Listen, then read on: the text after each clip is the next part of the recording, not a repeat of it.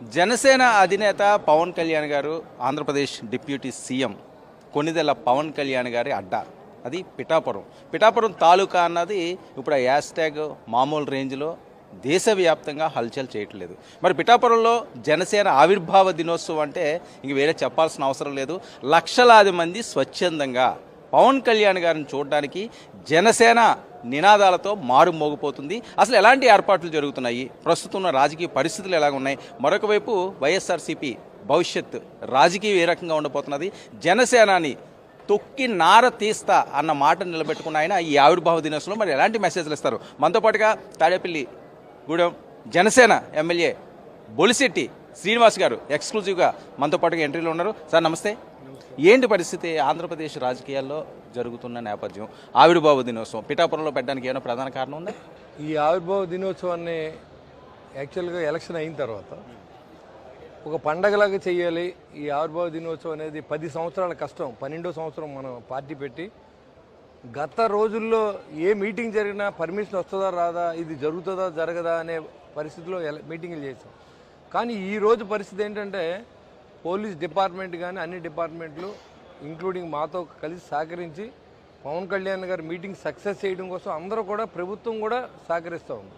అంటే ఆ స్టేజ్కి ఎదిగాం మనం. ప్రశ్నించే స్థాయి నుంచి 10 మందికి సహాయ స్టేజ్కి తీసుకొచ్చిన వ్యక్తి పవన్ కళ్యాణ్ గారు. ఇవాళ రాజకీయంలో పెను మార్పులు.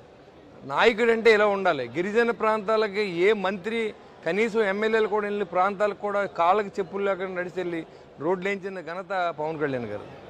విజయోత్సవం ఎందుకు చేయాలి? విజయోత్సవం ఇది చెప్పాలంటే రాష్ట్రంలో గడిచిన 8 నెలల్లో కూడా విజయోత్సవం ఇది.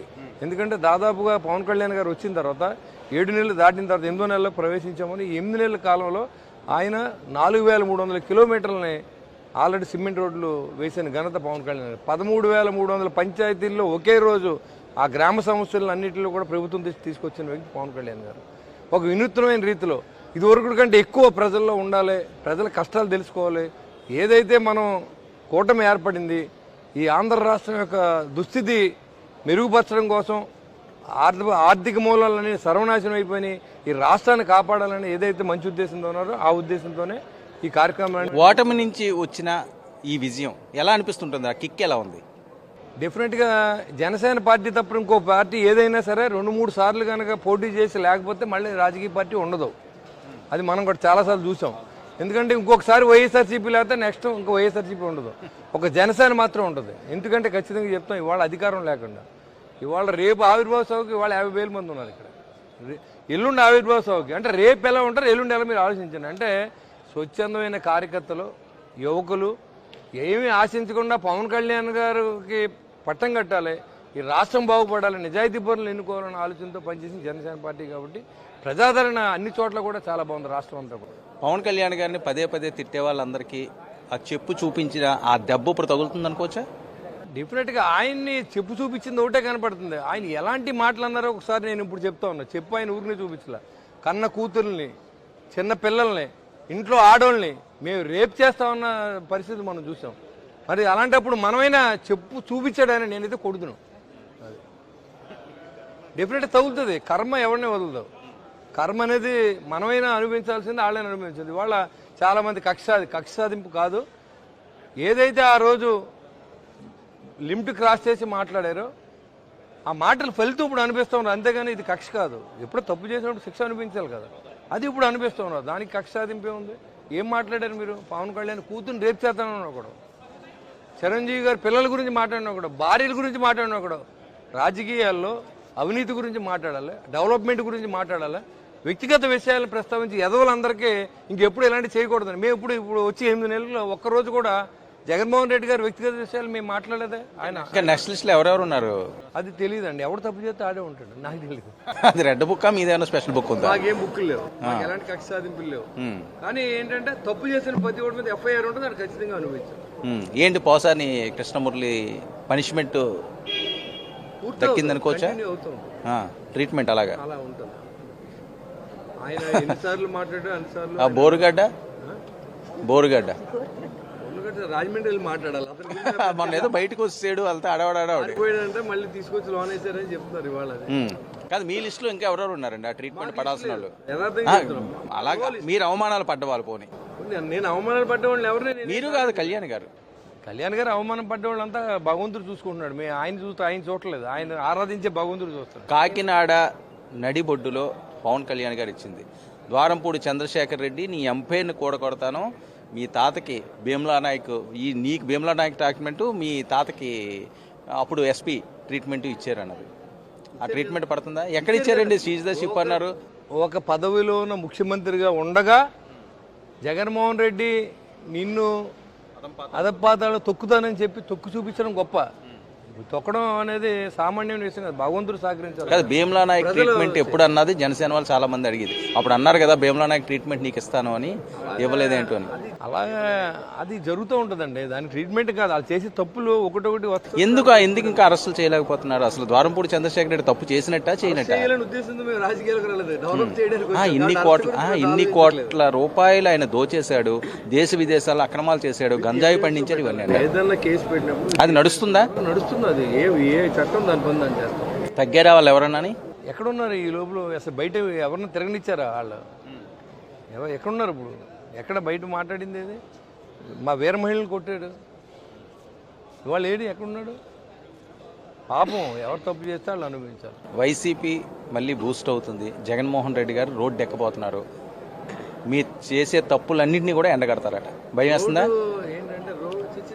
అతను భయపడితే మేము ఎప్పుడో అసలు ఆయన రూలింగ్లో ఉండగానే, ముఖ్యమంత్రిగా ఉండగానే ఏ రోజు లెక్క చేయలేదు. ఈ రోజు అసలు అతను రోడ్డు ఎక్కితేంటి ఎక్కపోతే ఏంటి? రోడ్డు మీద రావాలంటే 10,000 మంది పోలీసులు ఇవాళ లేరు, 10,000 మంది కార్యకర్తలు లేరు, ఓ 4-5 రోడ్డు మీద ఎక్కితే ఏంటి ఎక్కపోతే ఏంటి? కాబట్టి అదేదో ఇవాళ సోషల్ మీడియాని మెయింటైన్ చేసి మళ్ళీ రాబోయే రోజుల్లో మేము వచ్చేస్తాం, మీ సంగతి వచ్చే సంగతి చూసేలా ఓట్లేరు. ఇవాళ వచ్చి మేము పని చేస్తామంటే ఓట్లేస్తారు, డెవలప్ చేస్తామంటే ఓట్లేస్తారు. కాబట్టి అతన్ని ఎవరు పరిగణలో తీసుకోవాల్సిన అవసరం లేదు. ఎందుకంటే రాజకీయ దర్పం అనుభవించి రాజకీయాల్లో కోట్లాది రూపాయలు దోచుకున్న వ్యక్తి ఇవాళ అది ఆ డబ్బు రావట్లేదు, పెచ్చెక్కిపోయి నేను మళ్ళీ సీఎంని అయిపోతాను, మీ సంగతి చూస్తానని చెప్తున్నాడు. అంతకంటే పెద్ద మార్పు అయింది. పిఠాపురంలో రాజకీయాలన్నీ కూడా కొద్దిగా డిఫరెంట్గా ఉంటున్నాయి. వర్మకు కావాలని చెక్కు పెట్టారు, ఆయనకి ఎమ్మెల్సీ ఇస్తానని ఈయనే బహిరంగ సభలో చెప్పారు, కానీ అది నెరవేర్చుకోవట్లేదు. నేను జరుగుతుందా ఇన్సైడ్? యాక్చువల్గా ఆయన మా పార్టీలో లేడు కాబట్టి వర్మ గారు, ఆయనకి ఆ పార్టీలో గౌరవించవలసిన వ్యక్తులు ఇంకా ఉన్నారని ఆయనే చెప్పిండి నిన్న. పవన్ కళ్యాణ్ గారు ఏమీ అడ్డం కాదు, వర్మ గారికి ఎమ్మెల్సీ ఇస్తే మాకు వచ్చిన నష్టం ఏం లేదు. వర్మ గారు కాదు, చాలామంది సీనియర్స్ ఎవరున్నారో వాళ్ళకి ఇచ్చుకున్నారు వాళ్ళు. ఇప్పుడు మాకు కావాల్సిన వ్యక్తులకి, నాగబాబు గారికి మా పార్టీలో మాతో పాటు కష్టపడిన వ్యక్తి 10 సంవత్సరాల నుంచి ఆయనకి మేము ఇచ్చుకున్నాం. ఇప్పుడు మా విషయంలో మేము చెప్పగలం, కానీ ఆయన ఎందుకు ఇవ్వలేదని, చంద్రబాబు నాయుడు గారు ఎందుకు ఇవ్వలేదనేది ఇంకో 27 ఎమ్మెల్సీలు ఉన్నాయి, నెక్స్ట్ వస్తాను అంటున్నాడు ఆయన. అది మనం చెప్పలేం కదా. అంటే ఇప్పుడు చాలా మంది టార్గెట్ చేసేది కుల రాజకీయాలకు మేము వ్యతిరేకంగా ఉంటాం, కుటుంబ రాజకీయాలకు దూరంగా ఉంటాం అని సొంత వాళ్ళకి ఇచ్చుకుంటున్నారండి. మళ్ళీ పవన్ కళ్యాణ్ గారి మీద ఆ షేడ్ పడుతుంది. కుల రాజకీయాలు వ్యతిరేకంగా ఉన్నారంటే ఎంతమంది ఉన్నారు? మా కులంలో అందరికీ ఇచ్చారు. నా పక్కన ఉన్న ఎమ్మెల్యే గారు రాజు గారు, ఆయనేమో అగ్నిగోళ క్షత్రియులు. నాగబాబు గారు కుటుంబ రాజకీయాలు కూడా దూరం ఉన్నారు కదా. కార్యకర్తగా పనిచేశారు ఆయన, కష్టపడి మనిషికి ఇవాళ పదవి ఇచ్చారు, దాని కులం ఆపాదించవలసిన అవసరం లేదు. ఇవాళ వాస్తవాలు చెప్పుకోవాలంటే ఎక్కువ ఇవాళ కాపు కులస్తులు జనసేన పార్టీని అభిమానించారండి. అందరూ ఏమడుగుతున్నారంటే మీరు ఎక్కువ కాపులు చేస్తున్నారంటే కాపులు చొక్కాలు చింపుకుని జైలుకి వెళ్ళి చాలా ఇబ్బంది పడ్డారు. తర్వాత ఉన్న క్యాస్ట్ వాళ్ళు కూడా మనకు సహకరించారు, మనల్ని నమ్మారు. అర్థమైందండి. కాబట్టి వాళ్ళకి ఇవ్వడంలో తప్పు లేదేమో నేను అనుకుంటాం. ఆయనకి వాళ్ళ అన్నగారుగా కాదు, ఆయన కార్యకర్తగా పనిచేశాడు.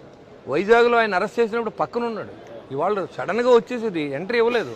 నాగబాబు గారు కష్టం ఉంది పార్టీలో, సో అతనికి ఇవ్వడం న్యాయం ఉంది. ఎమ్మెల్సీ కాదు, ఎంపీ ఇవ్వాలి, ఆయన రాజ్యసభ ఇవ్వాలి, దర్శాలని. ఓకే, ఆవిర్భావ దినోత్సవానికి సంబంధించి ఏదైతే ఆవిర్భావ దినోత్సవం, దీని ప్రత్యేకతలు ఏంటంటే చాలా మంది ఆవిర్భావ దినోత్సవాలు చేస్తారు, జనసేనకి దానికి ఏమైనా డిఫరెన్స్ ఉందా?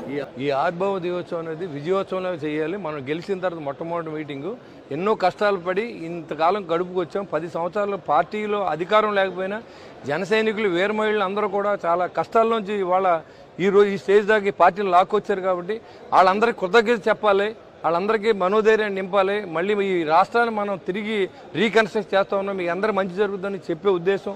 రాబోయే రోజుల్లో నిజాయితీ అయిన పరిపాలన అందిస్తాం. ఒక జన సైనికులు, వీర మహిళలు అంటే సెపరేట్గా పుట్టరు, అందరూ కూడా జనంలో ఉన్నారు. రాష్ట్రం బాగుంటే దాంతోపాటు మేము బాగుంటాం. కాబట్టి అందరూ బాగుండాలనే ఆలోచనతో పనిచేసే వ్యక్తి పవన్ కళ్యాణ్. నాకు తెలిసి సభ అయ్యేంత వరకు కూడా డెవలప్మెంట్స్ మీద ఉంటాయి. ఏం చేస్తాం, భవిష్యత్తు ఈ రాష్ట్రానికి ఏం చూపించబోతా ఉన్నాం. కేంద్రంలో ఇవాళ ఆల్రెడీ మీకు చెప్తున్నాను, మనం ఆల్రెడీ విశాఖ ఉక్కులో విజయం సాధించాం. కూటమి వచ్చి పోలవరం ప్రాజెక్టుని పరుగులు పెట్టిస్తూ ఉన్నారు. ఇవాళ అమరావతి మళ్ళీ డెవలప్ అవుతూ ఉంది. విలేజెస్ అన్నీ కూడా స్వయం ప్రతిపత్తి వచ్చినాయి. అలాగే మున్సిపాలిటీస్లో డబ్బులన్నీ కూడా సిఎఫ్ఎంఎస్లో తీసేసుకున్న డబ్బులు కూడా రేపు మార్చి దాటిన తర్వాత ఏప్రిల్ మొదటి వారం నుంచి పేమెంట్లు కమిషనర్స్ ఇచ్చి వచ్చిన పురపాలక సంఘాలు వచ్చిన ఆదాయాన్ని ప్రజలకు ఖర్చు పెట్టే అవకాశం కల్పించింది ప్రభుత్వం. ఇవాళ పవన్ కళ్యాణ్ గారు కానీ కూటమి ప్రభుత్వం వచ్చిన తర్వాత ఇవాళ దాదాపుగా మరి ఎన్ఆర్జీఎస్ నుంచి వచ్చిన నిధులు కానివ్వండి, 14th, 15th ఫైనాన్స్ డబ్బులు కానీ, 14th, 15th ఫైనాన్స్ డబ్బులు కానీ, స్వచ్ఛ భారత్లో ఉన్న డబ్బులు కానీ అన్నీ కూడా రాష్ట్రానికి వచ్చి రాబట్టి పనులు జరుగుతుంది. సార్ ఈరోజు విజయోత్సవ సభకు సంబంధించి లేకపోతే ఆవిర్భావ దినోత్సవం సంబంధించి హైలైట్స్ ఏంటి? కొన్ని అంటే ఉంటాయి కదా, ఈ రకంగా ఎలా చేయాలి అన్నది. అలాగైతే ఇంకా అది ఇంకా మాకు తెలియదు. యాక్చువల్గా ఆయన ఇంకా రాలేదు, రేపు రావచ్చు. గ్యాదరింగ్ పవన్ కళ్యాణ్ గారు మీటింగ్ ఎవరికి జనరల్గా ఎంతమంది వచ్చే అవకాశం ఉంటుంది? ఫెసిలిటీస్ కూడా చూసుకోవాలి కదా. 3 lakhs వస్తారు, కానీ ఆ ప్రాంగణం అంతా చాలా టైట్ అవుతుంది, రోడ్లు కూడా నిండిపోతాయి. అది మా ఎస్టిమేషన్. వైఎస్ఆర్సీపీ వాళ్ళకి ఏమైనా చెప్తారా ఎమ్మెల్యే గారు? వైఎస్ఆర్సీపీ గురించి మనకు అవసరం లేదు ఇప్పుడు, ఎందుకంటే వాళ్ళకే తెలుస్తలేదు. వాళ్ళు ఉన్న వాళ్ళు విజయసాయి రెడ్డి వెళ్ళిపోయాడు, బాలినేని శ్రీనివాస్ రెడ్డి వెళ్ళిపోయాడు, కొంతమంది గేట్లు తెత్తి వెళ్ళిపోతారంటున్నారు. అప్పుడు అతను ఒక్కడే మిగులుతాడు రేపు పొద్దున్న. దాని గురించి మనం మాట్లాడి మీడియాలో అత్తమాను జగన్మోహన్ రెడ్డి గురించి మనం ఎందుకు మాట్లాడాలి? మర్చిపోతున్నారు జనం. మళ్ళీ మనం ఎందుకు మాట్లాడాలి అతని గురించి? అతనికి ప్రజలు తీర్పిచ్చారు, అలా పడి ఉన్నాడు అంతే. దాంతో మనం మాట్లాడిన థ్యాంక్ యూ సో మచ్. ఇది బొలిశెట్టి శ్రీనివాస్ గారితో స్పెషల్ ఇంటర్వ్యూ. మరొక అతిథితో మరో ఇంటర్వ్యూ కలుద్దాం. స్టేషన్ 2 99 న్యూస్ ఉన్నారు కదా.